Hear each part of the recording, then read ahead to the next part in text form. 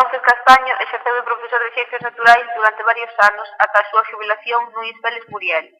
Na actualidade, adícase aos estudos petróglifos de Rianxo. Ven colaborando con diversos investigadores.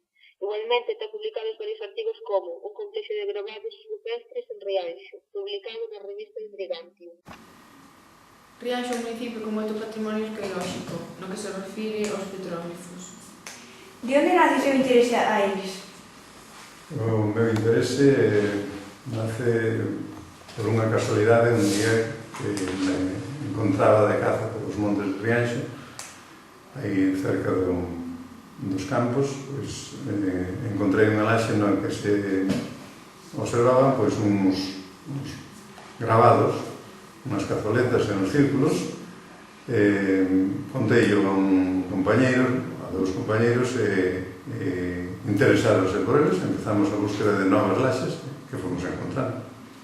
Como definiría o que é un petróglifo? Para mí penso que é unha pequena obra de arte que no seu tempo pois, fixeron os povos que poboaron estas terras, querendo representar pois, motivos da natureza, do que dependía, da alimentación, das seus formas de vivir, etc. En que período podemos datar eses gravados? O período máis importante, digamos así, é o período máis anterior, que sería pois, alrededor da Edade do Bronce, pero hai gravados ao longo de toda a historia hasta os nosos días, prácticamente. Hai gravados recentes de todo, pois, no que aparecen pois, divisións lindes de parroquias, nomes e outras cousas, son outros motivos, recentes de todo. Que povos pensan que os fixeron? Os primeiros, pois, serían os que cada un no seu momento, non? Os que estaban poboando as nosas terras, pois, nesa data, pois fixéronos despois, a medida que foi pasando o tempo, outros foron facendo outros gravados máis recentes, que se distinguen facilmente dos máis antergos pola forma do surco que teñen. No Valranza, cales son os motivos que máis se repiten? Círculos, cazoletas, antropomorfos, son os máis usuales. Como di, nos petróglifos rianxeiros adoitan repetirse algunhas das representacións.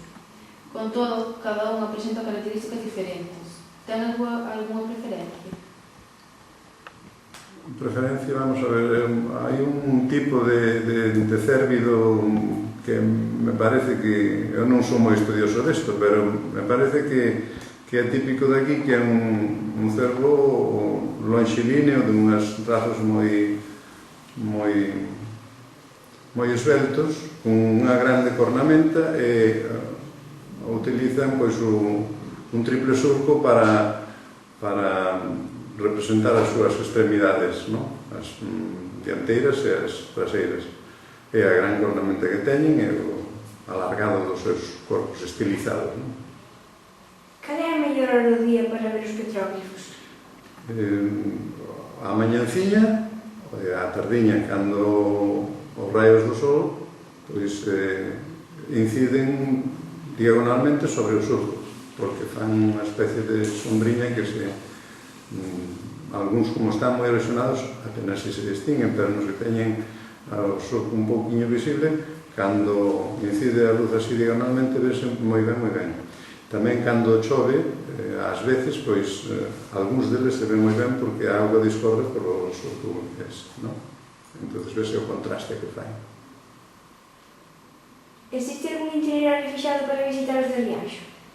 En algún tempo houve, cando, despois de daros a conocer, pois, viñeron uns de patrimonio a catalogalos e iso, pois, si se fixeron, protexéronse limpáronse os sitios, protexéronse con unhas vallas para poder observalos, e fixéronse uns itinerarios, pero caeron enseguida en desuso por falta de moitas cousas.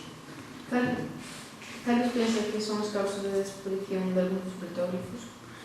Moitos é a información que apareceu naquele momento, pois que iban a patrimonio que iba a non deixar edificar, a non deixar limpar as fincas con máquinas e cousas desas.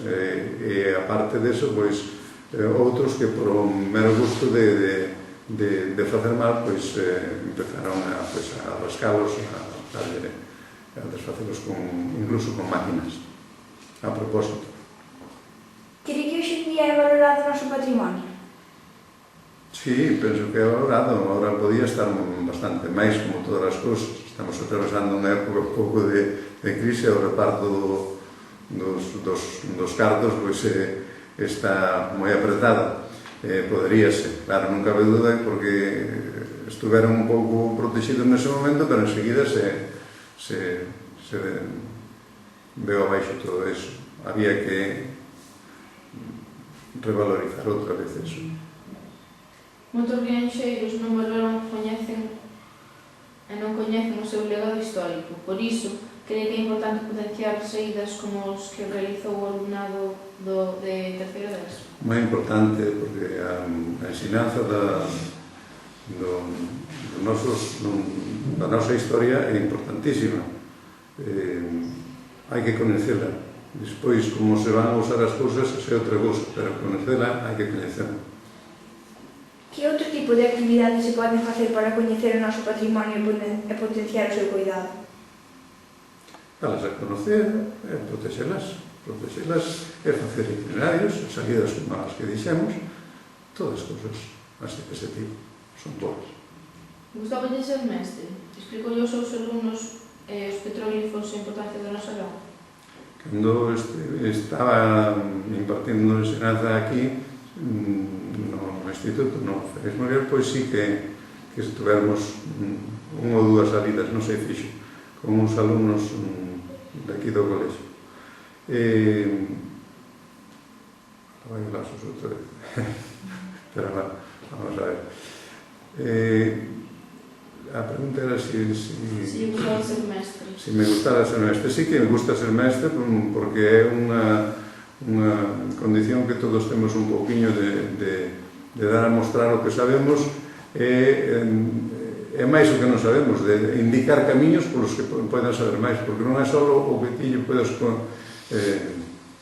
comunicar aos alumnos, senón darlle vías para que eles poidan seguir e ampliar moitísimo os seus conhecimentos. Creo que unha das cousas máis bonitas e importantes é que os alumnos superen os mestres nos seus conhecimentos. Moitas grazas pola súa colaboración. A vos, gracias.